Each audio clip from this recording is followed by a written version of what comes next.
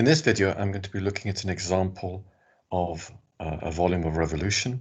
And let's begin by looking at the formula you should be familiar with. So if we have a curve, y equals f of x, or y is a function of x, and we revolve it about the x-axis, we obtain a volume of revolution.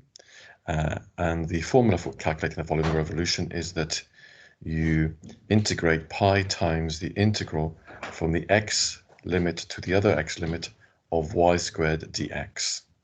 And if you know what y is in terms of x, as f of x, that means you're going to integrate pi from the first x limit to the second x limit of your function of x squared with respect to x. And likewise, if we revolve a curve about the y-axis, we will integrate pi times from one y limit to another y limit, the function in terms of y squared dy.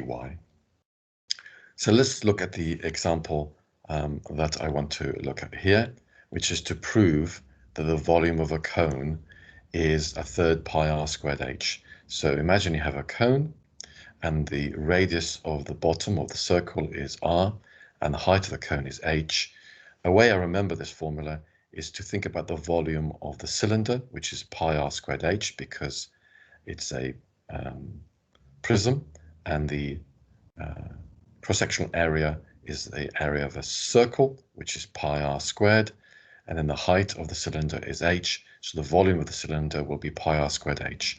And then the volume of the cone is 1/3 of the cylinder that encloses it. So in this case, it could be 1/3 pi r squared h. But today we're going to look at proving this rather than using it. So how can we prove it? Well, we can consider a line which we're going to revolve to produce that cone. So there's my line, and we want the radius of the cone that we're going to produce to be r, and we want the height of the cone that we produce to be h.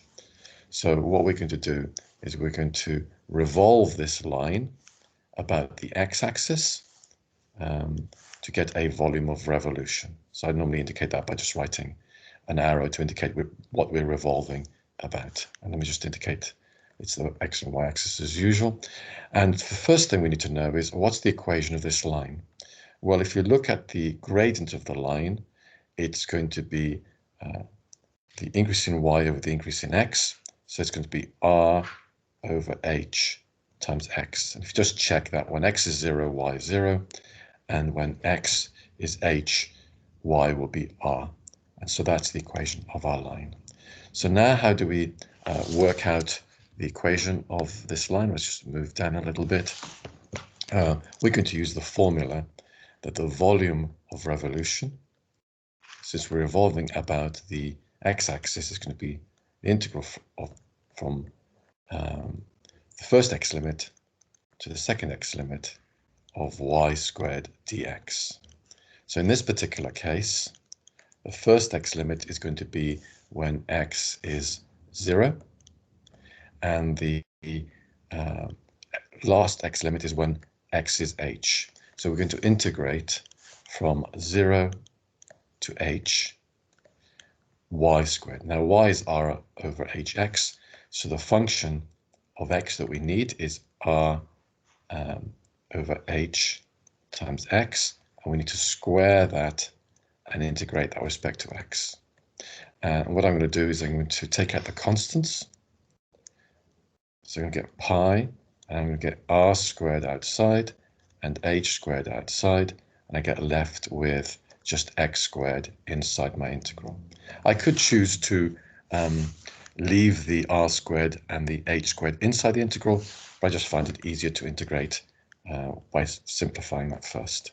And so the integral is going to be pi r squared over h squared times the integral of x cubed, which is the integral of x squared, which is 1/3 x cubed. And I need to put the limits of 0 and h. So putting in those limits, I'm going to get inside, I'm going to get 1/3 h cubed, and then putting in a limit of 0, I'm going to get 0. And so if we multiply that out, we're going to get pi r squared at the top the h squared at the bottom is going to cancel with the h cubed at the top, and we'll produce an h at the top, and we have a 3 left over. And you should see that is the formula that we were trying to prove. Okay, so in this case, the volume of a cone was quite simple to find by simply revolving a straight line about the origin. And you can imagine that we can get lots of other volumes by rotating other shapes about the x or y axis. I hope you find that a useful example of applying the volume of revolution to obtaining a familiar formula that you'll probably need to know and use occasionally. Okay,